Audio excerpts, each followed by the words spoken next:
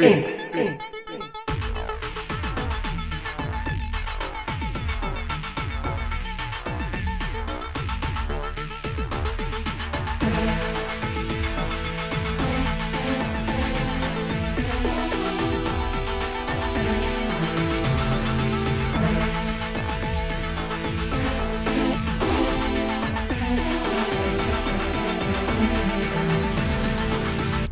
In Triplicate.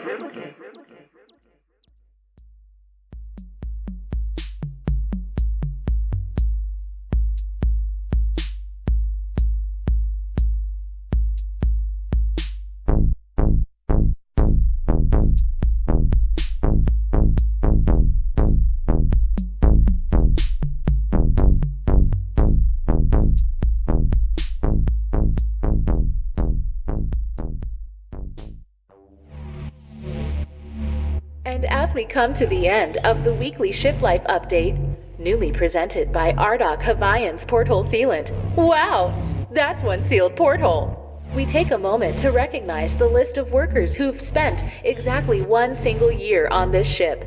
Everybody give a quiet and respectful moment of thought to Jonas, working in the General Data Acquisition and Storage Department.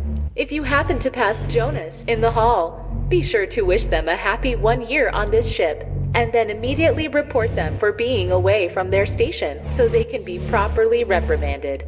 Thank you all. Let's see if we can't use this next week to keep those margins as tight as if they'd been sealed by Ardok Hawaiian's Porthole Sealant. Seal any hole, any dimension, any time. Thank you, Ardok Hawaiian's Porthole Sealant, and thank you, crew. As always, ad infinitum, productivity is happiness.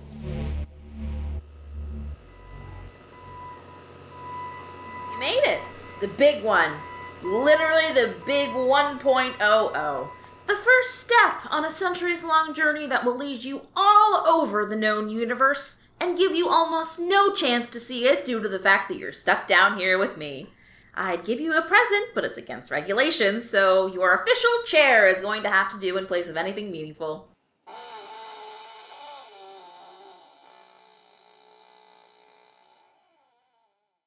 Yeah, it sure feels like something I'll do for the rest of my life and see almost no tangible benefit from. I remember when the 1 year wisdom hit me. Let your spirit get broken early, and eventually you'll just go numb to the crushing weight of our general uselessness. At that point, you're in the sweet spot, so you just gotta get through to retirement. You're so encouraging. I'm just preparing you for the inevitable. Oh, thank you very much. Anytime. Actually, you know what? The gift of a look at your inescapable reality isn't a bad present for the 1 year anniversary of you being here. You're welcome, bud. Oof, can I return it? Nope. Custom made, I'm afraid. Only fits you. Depressing. Isn't it just?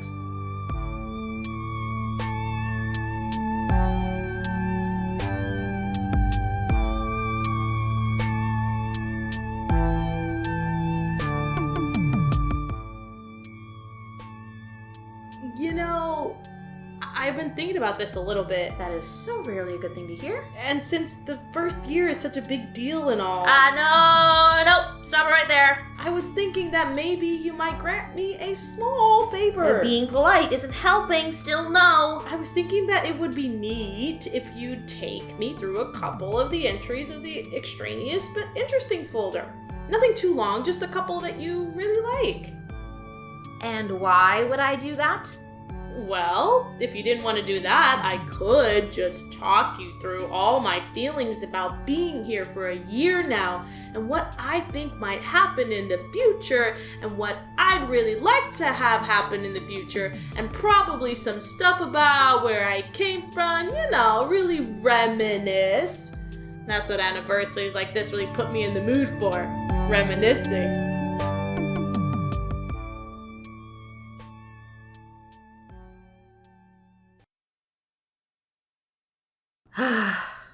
Was that a resigned sigh of acceptance or an irritated sigh of acceptance?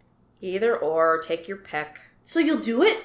I'll show you 2. 5. 2. 4.5. 1. 3.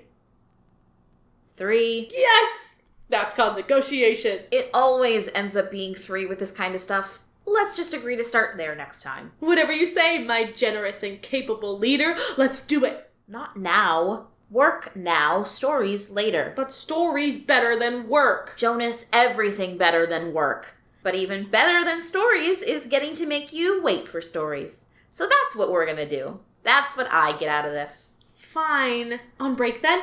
Do we have a break today? We should. It's been a week. Has it been a week already? Wow, time flies when every single day looks the exact same. Yeah, break. You promise? Yes, you little skeptic, I promise.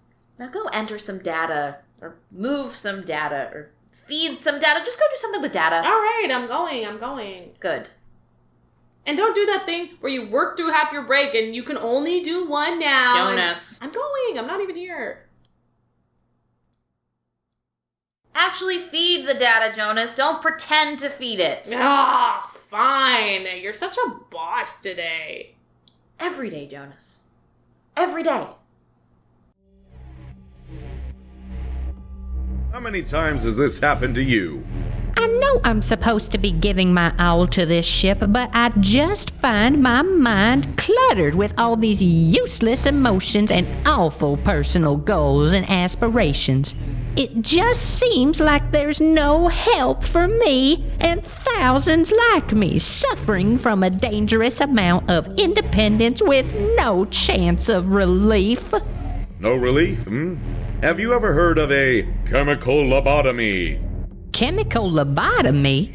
Isn't that the loud and irritating music group my love partner sang backup for during our education period?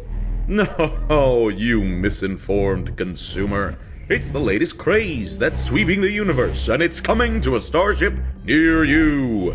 Consider me sold. But for those skeptics out there who might not be, how does it work? It's the easiest thing you've ever heard of.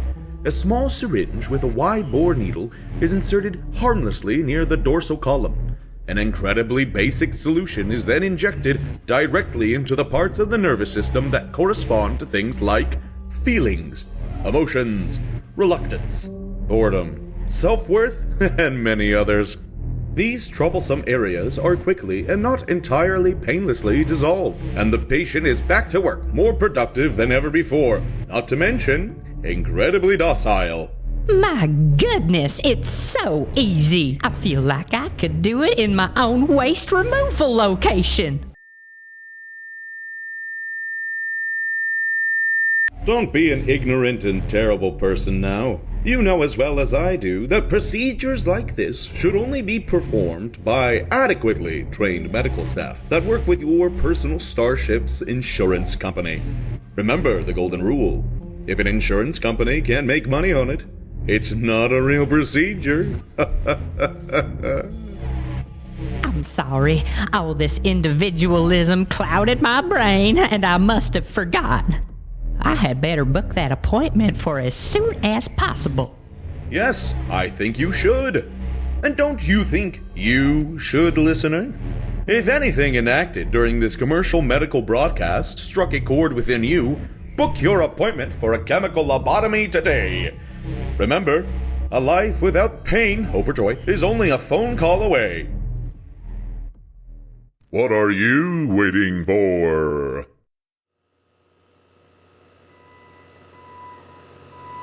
Jonas, I can feel you giving me that look. I haven't glanced up from this sheet in 15 minutes, but I still know you're giving me that look. I refuse to make eye contact with you until you stop doing the look. It's break time, Bethany! It's almost break time, Jonas. It's almost break time, Bethany! I'm not getting up from this seat until the look stops. Okay, it's done. It's done. Jonas. Seriously. Liar. You're an absolute liar, and you don't deserve any stories. Too bad. It's my 1 year, and you said... Will you at least sit down? What the heck did we get you with that chair for if you're not going to sit down? I'm too excited. Also, I've been standing for a year, and now sitting hurts my back in a way that I feel I should be more worried about. Well, that's probably the best I'm going to get, isn't it? Anyways, I pulled out some stuff while you were doing what you call working. This first one is nothing too crazy for the folder, but kind of interesting. This planet was tidally locked with a weird binary star system. Pretty neat, actually, not something you see all the time. And it had a couple of intelligently advanced societies on it, divided by this big chasm.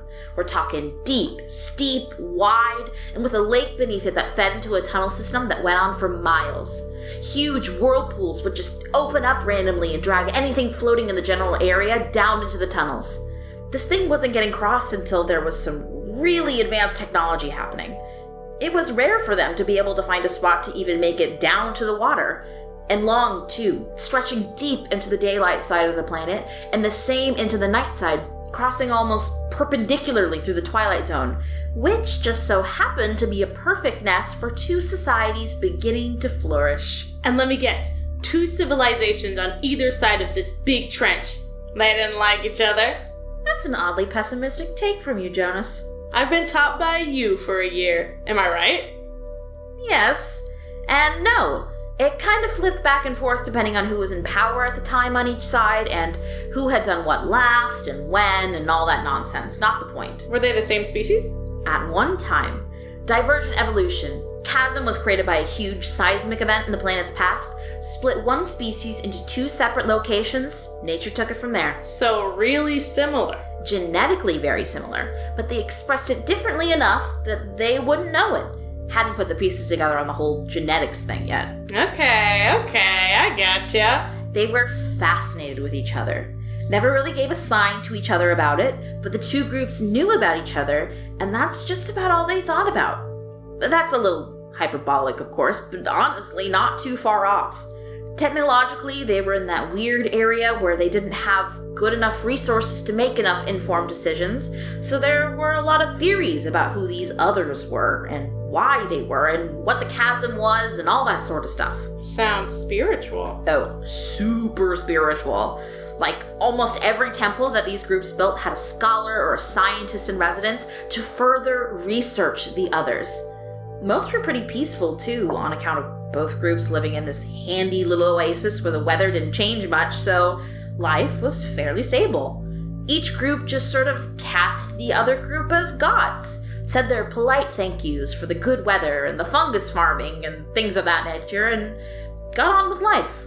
Until the next seismic event. There's always a next seismic event, or wildfire, or atomic weaponry, or something like that, isn't there? I am really enjoying the new pessimistic Jonas. Yeah, we all serve entropy to an extent. In the grand scheme of the universe, and even this planet, this wasn't the worst seismic event. It just so happened to agitate a fault in the rocks, and half of one civilization pitched into the chasm in a gigantic rock slide, and any that didn't die from the fall just drowned. Jeez, how big was this rock slide? Absolutely massive. See, the universe likes balance, so any civilization that hasn't been touched by much natural catastrophe in a good while had better keep vigilant, because something is gonna happen and it won't be nice. That doesn't sound like a thing. That's not a thing. Oh, what, you've reached the end of your downer allotment or something? It's not a thing, but it's still kind of a thing. It's fiction being more real than truth. Okay, that might be a little pretentious, I grant you, but you understand what I mean, right? Sort of. That's fine. Not important in the grand scheme of things. So one civilization gets hit real hard. They lose a huge amount of shoreline, buildings, citizens, all that craziness, all while their gods remain untouched. And the other watches their gods just get absolutely smashed while they're just fine. Which probably led to a little confusion. Neither group made it another decade. Absolutely wiped themselves out almost simultaneously. Wow. Yeah. Weird, huh? It just makes you think. What? Well, there was a slim piece of habitable land on their planet where they were able to set up shop. It turns out that there was also a similarly slim amount of the world they were able to accept. The way their society developed mirrored their planetary geography in an interesting and pleasing way. It's like a coffee break, a real coffee break, but for the part of my brain that likes the universe to make sense. That's gotta be a sad little piece of mind at this point. It's very neglected, but that's not the focus here. It's just, what they used to call it, a pleasant bit of coincidence to calm the soul.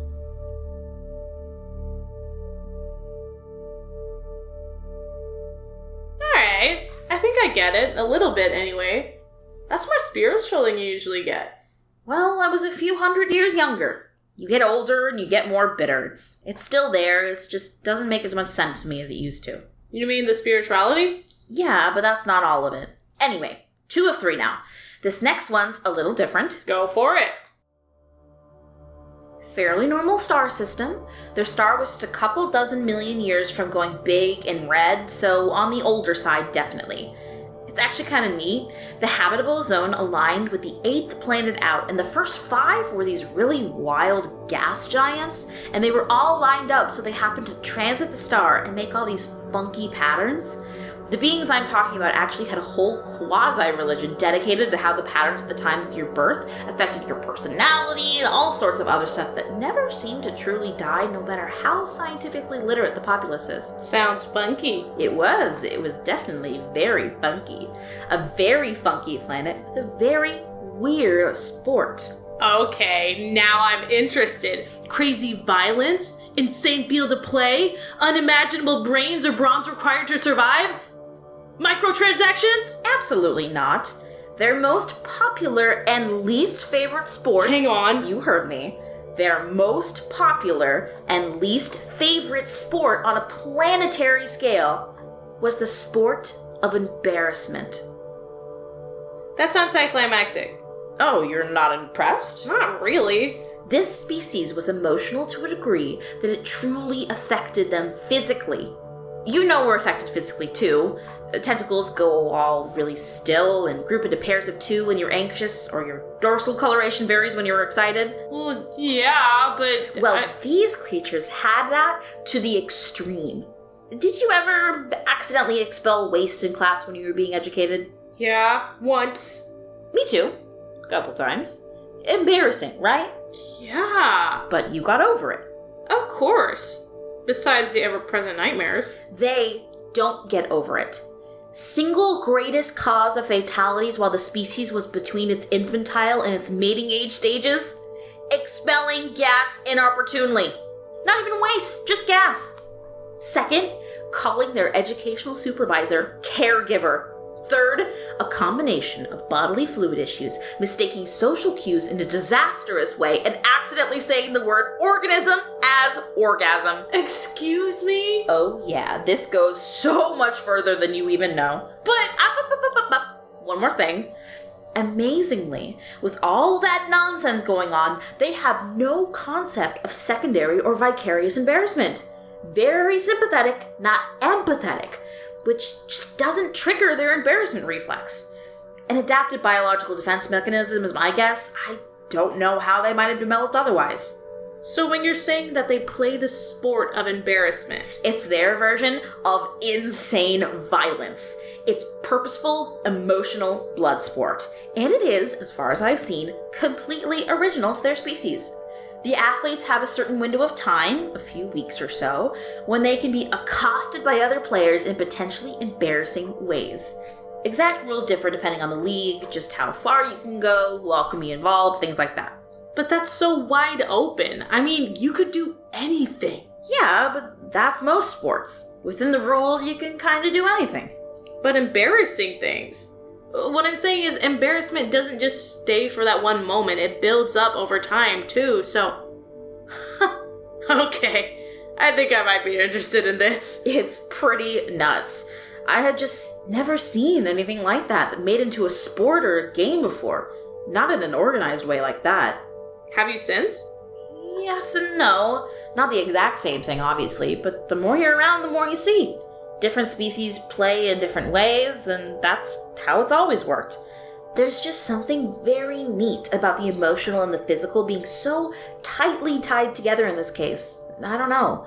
They live their lives seeking out emotional intensity. And that's pretty much the opposite of what we do.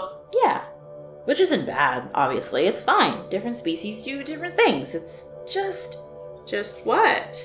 At a certain point, I started getting really caught up on the fact that I was one of 2 people who cared enough to make an extraneous but interesting folder, and the only one left who might feel anything about it. Well, nobody else has our job. They can't. Exactly. Nobody else has our job. Nobody else sees this stuff. And the folder itself isn't even part of the job. It's right there in the name, extraneous. And I've never been able to figure out why I have this job if nobody cares about this job. Oh, that's easy. I can tell you that. Not the official answer. I know the official answer. I know that our company ship is dedicated to the preservation of knowledge and data created by advanced life in the universe despite the necessity for incorporation.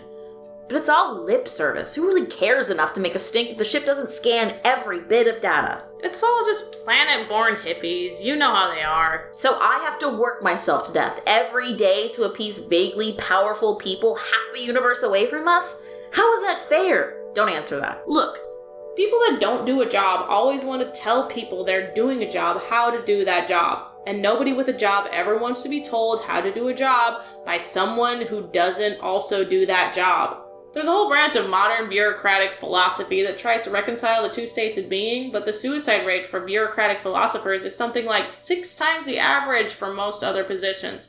So it must not be fun to think about. Does that make sense? Every word individually, but not them put together like that.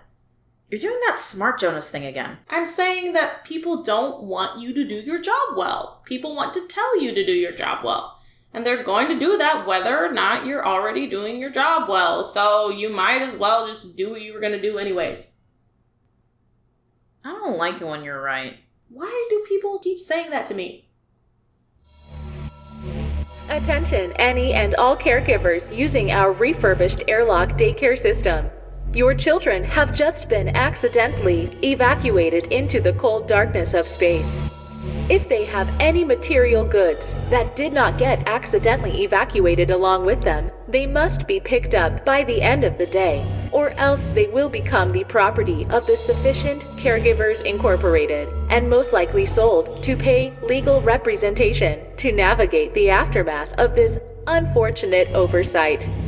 Remember, you don't need children. Productivity is happiness.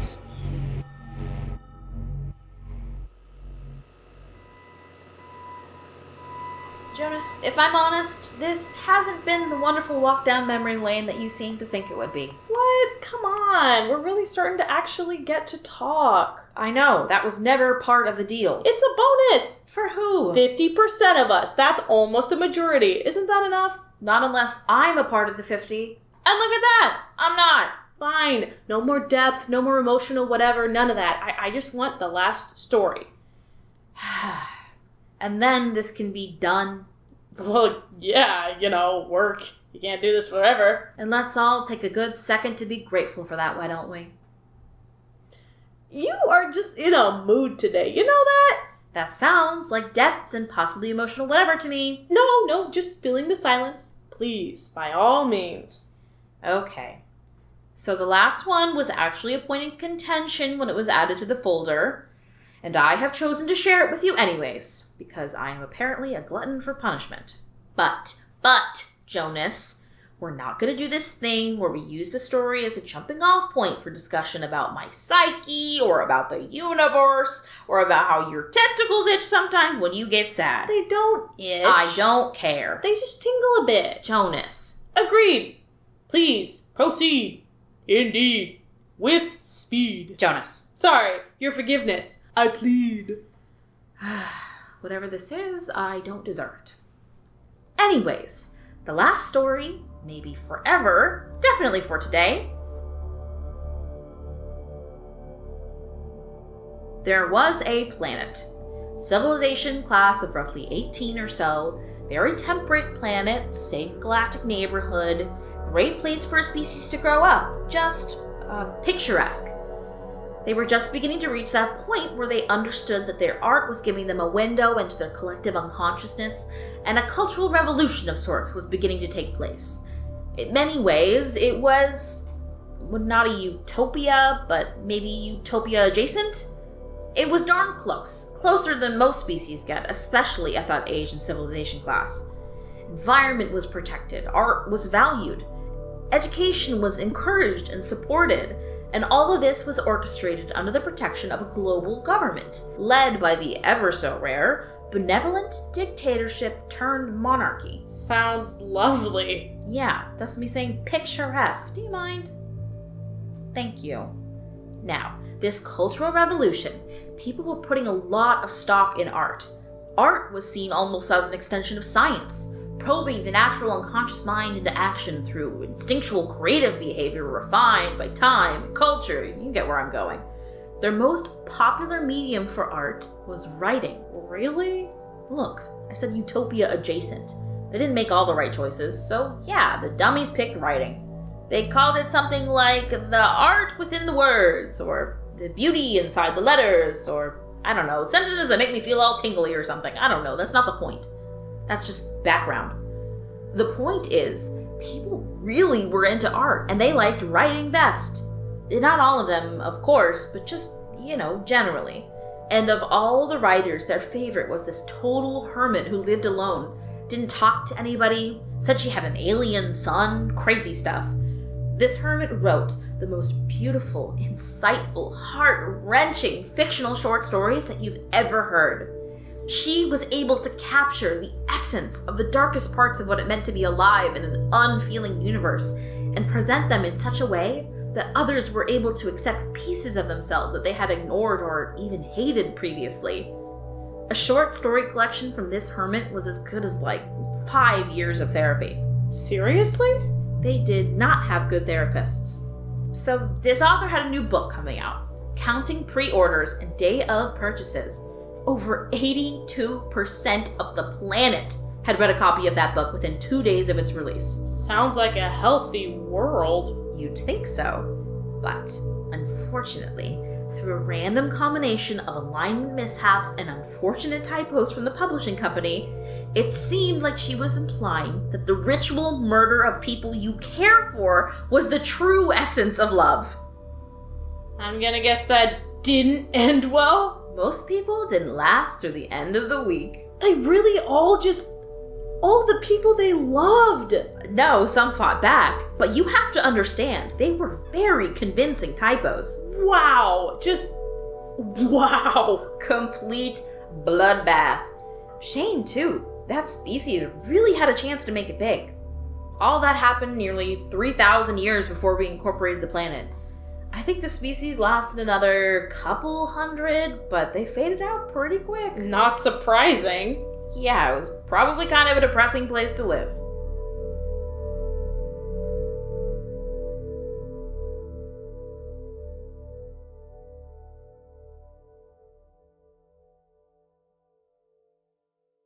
And with that, I have fulfilled my obligation, and I'm free again. Jonas, at certain points, this has all approached being bearable, but let's leave it a good long while before we do this again. Wait, you can't just leave it like that. Oh, I can't, huh? No, it's not satisfying.